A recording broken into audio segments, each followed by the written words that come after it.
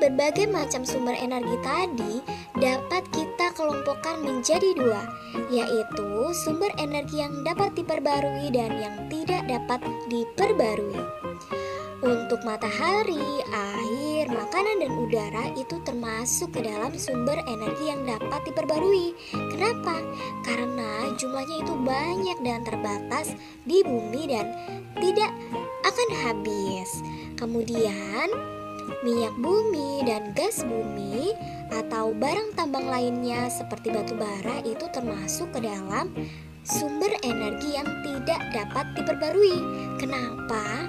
Karena jumlahnya itu terbatas ya dan dapat habis. Oke, mengapa kita membutuhkan energi alternatif? Padahal kita sudah punya minyak bumi atau BBM yang masih bisa kita nikmati ya sampai saat ini.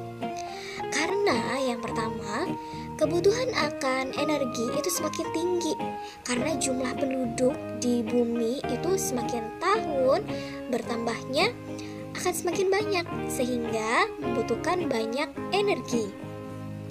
Lalu, perkembangan teknologi butuh banyak energi. Jadi, kalau BBM kita pakai terus-menerus untuk perkembangan teknologi, mungkin dan pasti beberapa tahun ke depan bisa habis. Lalu, persediaan BBM semakin sedikit. Jadi, kita harus memikirkan dari jauh-jauh hari untuk mencari sumber energi alternatif untuk menggantikan BBM. Tentunya yang lebih ramah lingkungan ya. Oke, sekarang apa itu energi alternatif? Apakah anak tahu?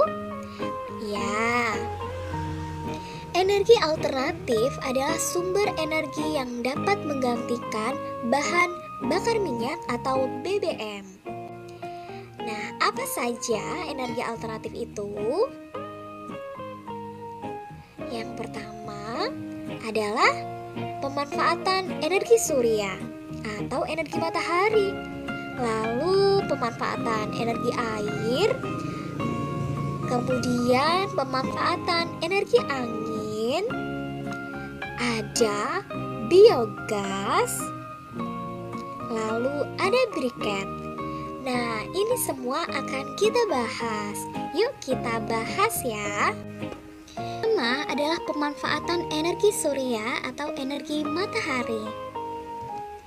Energi matahari dimanfaatkan untuk membuat pembangkit listrik tenaga surya atau PLTS dengan bantuan panel surya.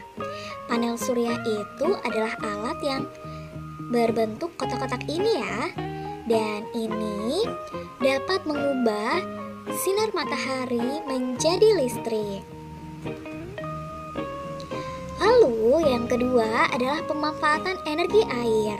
Anak-anak, di sini di bendungan air dialirkan sehingga menggerakkan turbin dan turbin akan menggerakkan generator yang menghasilkan listrik. Jadi, energi air dimanfaatkan untuk membuat pembangkit listrik tenaga air atau PLTA menggunakan bantuan turbin atau generator. Kemudian yang ketiga adalah pemanfaatan energi angin. Energi angin itu dimanfaatkan untuk membuat pembangkit listrik tenaga bayu atau PLTB dengan bantuan kincir angin atau turbin. Tadi kita sudah membahas tentang energi matahari, energi air, dan energi angin. Semuanya dimanfaatkan untuk pembangkit listrik. Nah, ketiga sumber energi ini adalah sumber energi yang ramah lingkungan, sehingga baik sekali jika dimanfaatkan sebagai energi alternatif. Lalu ada briket sebagai pengganti BBM. Apa itu briket ya? Briket adalah bahan bakar pengganti BBM atau yang terbuat dari bambu, serbuk gergaji, atau batok kelapa. Bagaimana cara membuatnya?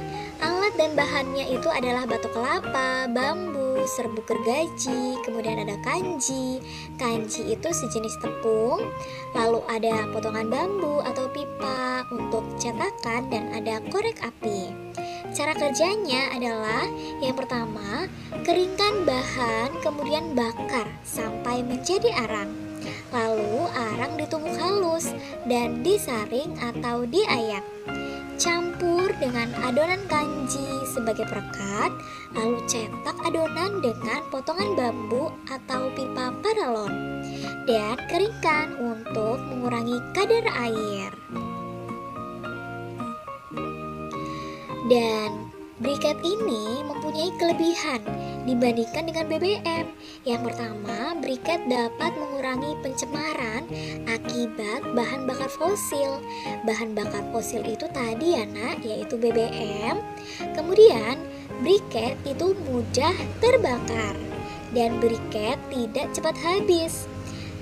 Lalu, briket juga salah satu cara untuk menghemat BBM. Yang terakhir itu adalah biogas. Anak-anak lihat gambarnya di sini. Di sini ada gambar sapi ya. Apa hubungannya sapi dengan biogas? Yuk, kita cari tahu. Hubungannya adalah di sini ada sapi ya. Jadi ternyata biogas itu dihasilkan dari proses kotoran sapi, atau dari bahan utamanya adalah kotoran sapi yang diproses sehingga dapat digunakan untuk bahan bakar pengganti BBM.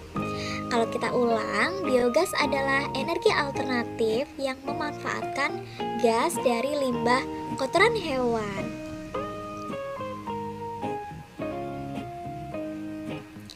Nah, gas dari limbah kotoran sapi itu digunakan sebagai sumber energi untuk penerangan atau memasak. Sisa limbah kotoran dapat digunakan sebagai pupuk. Wah, ternyata kotoran saja dapat dimanfaatkan ya. Keuntungannya adalah menjadi metode pengolahan limbah, kemudian mengurangi pencemaran, mengurangi penggunaan BBM. Kemudian kekurangannya itu adalah membutuhkan biaya yang relatif cukup tinggi, tidak bisa dikemas dalam sebuah tabung, dan saat pengolahan membutuhkan waktu yang cukup lama. Oke, materi kita sudah selesai. Yuk kita jawab soalnya bersama-sama ya. Nomor 1, energi alternatif yang ada di lingkungan sekitar kita banyak digunakan sebagai sumber energi. Apa ya tadi ya? Iya, betul sekali, banyak digunakan untuk sumber energi listrik ya. Lalu soal yang kedua, ada sumber energi sebagai berikut. Ada air terjun, ada angin, ada minyak bumi, ada sinar matahari, kemudian ada batu bara. Sumber energi yang merupakan energi alternatif adalah, coba anak-anak baca. Air, oke betul. Angin, betul. Minyak bumi bukan ya, karena bisa habis. Sinar matahari, betul sekali. Dan batu bara bukan. Berarti 1, 2, dan 4. C. Lalu yang ketiga, energi yang dihasilkan dari penguraian bahan organik seperti kotoran hewan disebut dengan, tadi materi yang terakhir adalah biogas. Soal yang keempat, alat yang dihasilkan energi listrik dari energi angin disebut, alatnya itu adalah generator. Kemudian soal yang terakhir, gambar di samping menggunakan energi alternatif berupa, masih ingat ya, ini adalah panel surya, yaitu menggunakan energi alternatif berupa sinar matahari. Pembelajaran kita sudah selesai. Terima kasih anak-anak, tetap semangat belajar ya. Wassalamualaikum warahmatullahi wabarakatuh.